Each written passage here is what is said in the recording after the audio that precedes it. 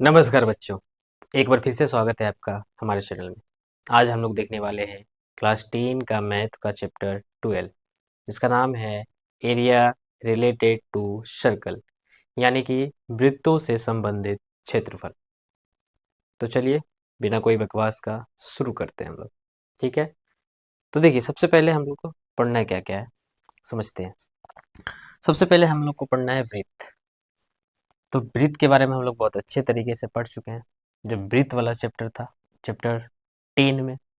ठीक है, अब इसमें वृत्तों से संबंधित क्षेत्रफल तो दिया हुआ है चैप्टर का नाम, लेकिन इसमें हम लोग को स्क्वायर के बारे में भी पढ़ना होगा, रोम्बस यानी समचतुर्भुज के बारे में, रेक्टेंगल यानी आयत के बारे में, पैरेललोग्राम यानी समांतर चतुर्भुज, और समलंब चतुर्भुज जिसको हम लोग ट्रेपेजियम बोलते हैं। ठीक है, तो इन सभी के बारे में हम लोग को पढ़ना है और सभी के बारे में हम आपको समझा देंगे। ठीक है, फॉर्मूला मेन है, इसलिए फॉर्मूला को मेन रूप से आपको बताना था, लिखाना था, उसके बारे में थोड़ा थोड़ा हम लोग समझा देंगे। ठीक है, तो अब देखिए बात आती है सबसे पहले सर्कल के। तो सर्कल के बारे में क्या क्या होता है सर्कल में, वो तो हम बहुत अच्छे तरीके से पढ़ चुके हैं। ठीक है, अब इसके फॉर्मूला को थोड़ा सा देख लीजिए, उसके बाद हम लोग आगे बढ़ेंगे, आगे समझाएंगे आपको। सर्कल में अगर आपको परिमाप, परिधि, परिमिति निकालने के लिए बोला जाए, तीनों एक ही नाम है। ठीक है, या परिमाप निकालने बोलेगा, या परिधि निकालने बोलेगा, या परिमिति निकालने बोलेगा। ठीक है, तो करना क्या है, पाई में डी को गुना कर देना है, या फिर 2 पाई आर होता है।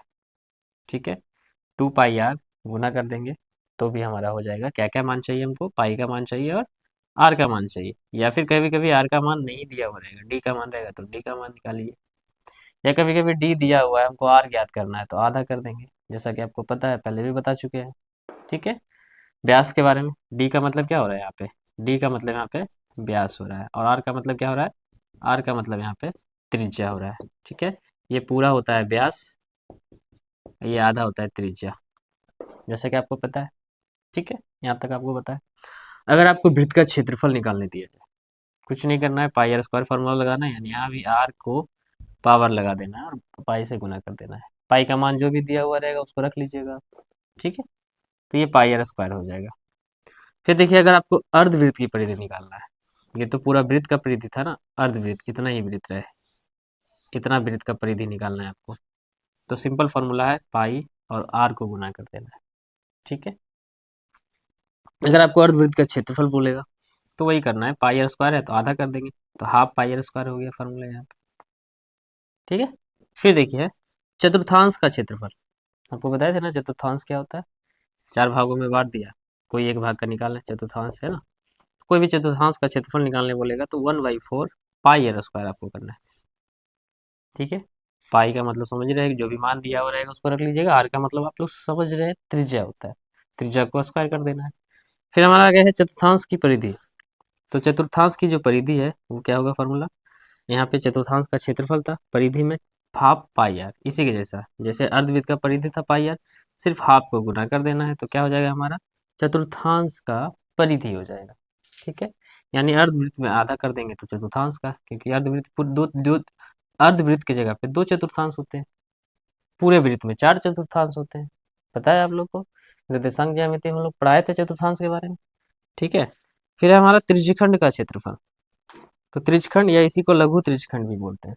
तो लघु त्रिज्यखंड या त्रिज्यखंड का क्षेत्रफल पूछे आपसे, करना कुछ नहीं, थीटा बटा 360 गुने पाई आर स्क्वायर, ये फार्मूला लगा देना, हो जाएगा आपका। ठीक है, निकल जाएगा। फिर देखिए दीर्घ त्रिज्यखंड का क्षेत्रफल पूछेगा, तो पाई आर स्क्वायर में आप लघु का क्षेत्रफल घटा दीजिएगा, यानी लघु त्रिज्यखंड ये है, इसका क्षेत्रफल घटा दीजिएगा किसमें, पाई आर स्क्वायर में, आपको ज्ञात हो जाएगा दीर्घ त्रिज्यखंड का क्षेत्रफल हो जाएगा। ठीक है, कहने का मतलब कि वृत्त का जो क्षेत्रफल है ना, उसमें लघु त्रिज्यखंड का क्षेत्रफल को घटा दीजिए, आपको दीर्घ का मालूम हो जाएगा।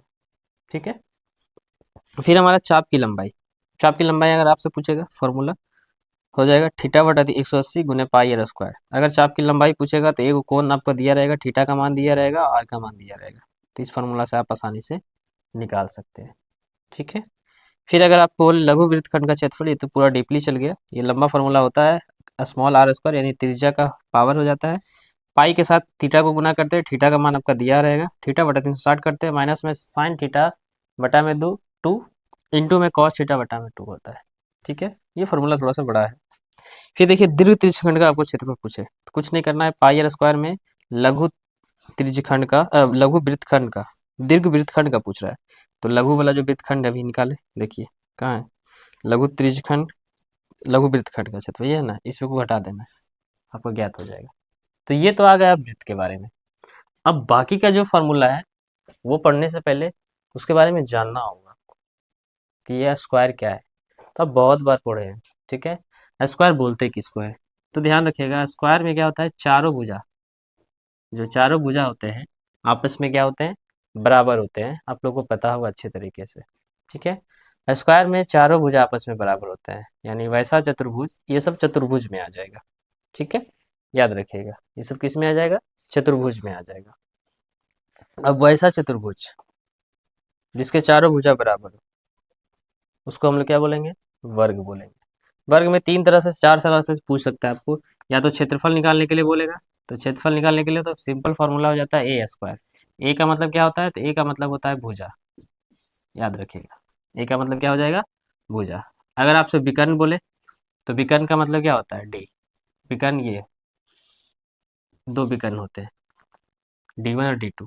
तो विकर्ण आपसे पूछे तो √2 में भुजा को गुना कर दीजिएगा, कोई भी विकर्ण निकल जाएगा। अगर आपसे परिमाप पूछे तो क्या करना है, 4 गुने ए, यानी 4 गुने भुजा, ठीक। भुजा आपसे पूछे तो √ए यानी क्षेत्रफल, ये क्षेत्रफल देख रहे हैं ना, तो यानी √, या इसको इसे भी लिख सकते हैं √ए स्क्वायर, क्योंकि क्षेत्रफल का फॉर्मूला ही होता है ए स्क्वायर, ठीक है। तो ये हो गया आपका वर्ग निकालने के लिए। वर्ग के बाद ये वर्ग के बारे में हम लोग सीख गए, वृत्त के बारे में हम लोग देख लिए। अब आ जाइए आयत के बारे में, आयत के बारे में समझते हैं, उसके बाद आगे समझेंगे हम लोग, ठीक है। या फिर वर्ग के साथ समचतुर्भुज को भी समझाते हैं, नहीं आयत समझ लीजिए पहले। देखिए आयत में क्या होता है, आमने सामने की भुजा बराबर है, वैसा चतुर्भुज जिसके आमने सामने की भुजा बराबर हो उसको हम लोग आयत बोलेंगे, ठीक है, ध्यान में रखिएगा। अब देखिए आमने सामने का भुजा बराबर है ना, अगर ये भुजा 2 सेंटीमीटर है तो ये भुजा दो, ये एक है तो ये भी एक रहेगा। अब आयत में क्या क्या पूछेगा, तो आयत में क्षेत्रफल आपसे पूछेगा, विकर्ण पूछेगा, परिमाप पूछेगा। अगर आयत का क्षेत्रफल पूछे तो सिंपली क्या कर देना है, लंबाई को और चौड़ाई को गुना कर देना है, यानी देखिए फॉर्मूला लिखा हुआ L गुने B, देखिए यहाँ पे लिखा हुआ है।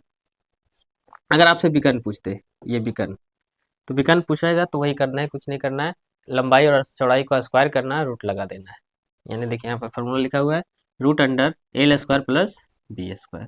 अगर आपसे परिमाप पूछे, इसके बाहर बाहर के माप पूछे, कुछ नहीं करना है, 2 को गुना कर देना है और L प्लस B कर देना है, यानी L और B लंबाई और चौड़ाई में को गुना करके, लंबाई और चौड़ाई को जोड़कर 2 से गुना कर देना है, या फिर 2L प्लस में 2B होता है, उसी को कॉमन लेके 2 होता है, ठीक है, यहाँ तक क्लियर। चलिए अब आ जाइए, वर्ग हो गया, आयत हो गया। अब वर्ग के जैसा ही सब चतुर्भुज होता है, जिसको हम लोग इंग्लिश में रोम्बस बोलते हैं, ठीक है। देखिए रोम्बस थोड़ा सा क्रॉस तिरछा रहता है, ठीक। तो ये भी चारों भुजा आपस में क्या होते हैं, बराबर ही होते हैं, ठीक है। अब ध्यान रखना है, करना क्या है आपको, क्षेत्रफल निकालने के लिए बोलेगा तो कुछ नहीं करना है, हाफ में आधा में कर देना है, D1 और D2 को गुना कर देना है, यानी ये D1 हो जाएगा, एक भुजा D2 हो जाएगा। ये विकर्ण दिख रहा है ना, डी का मतलब विकर्ण का बात हो रहा है यहाँ पे, ठीक है। अगर आपसे पूछे भुजा निकालने के लिए तो कुछ नहीं करना है, हाफ करना है √D1 का स्क्वायर प्लस में D2 का स्क्वायर, जिस तरह से हम लोग अभी कर रहे थे ना आयत में, उसी तरह है।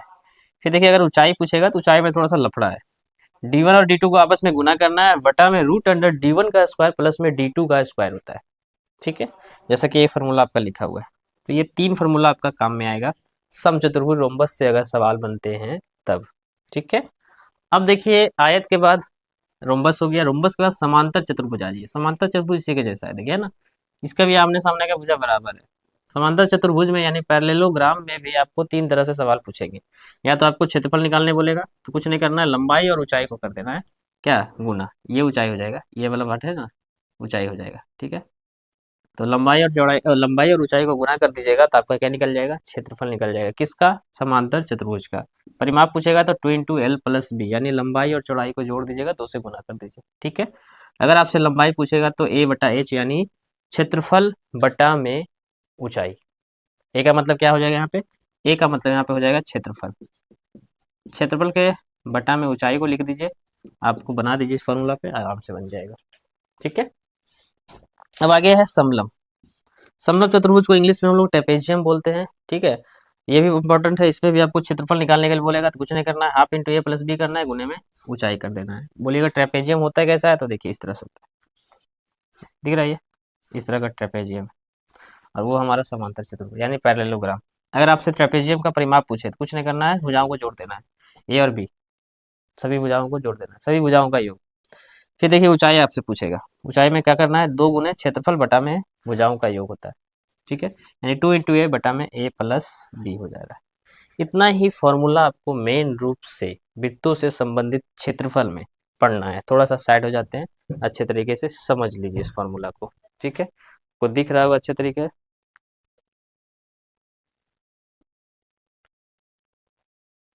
चलिए आप लोग देख लिए फॉर्मूला को, स्क्रीनशॉट वगैरह ले लीजिए, सारे फॉर्मूला दे दिए, तो ज़्यादा कुछ है नहीं, थोड़ा बहुत फार्मूला इसमें याद रखिए, आसानी से आपका सारे चैप्टर्स के जो भी क्वेश्चंस है सभी बन जाएंगे, ठीक है। इसमें ज़्यादा कुछ समझाना नहीं था, जो समझाना था हमने समझा दिया। बाकी मिलते हैं आपको नेक्स्ट वीडियो में, तब तक के लिए धन्यवाद, जय हिंद।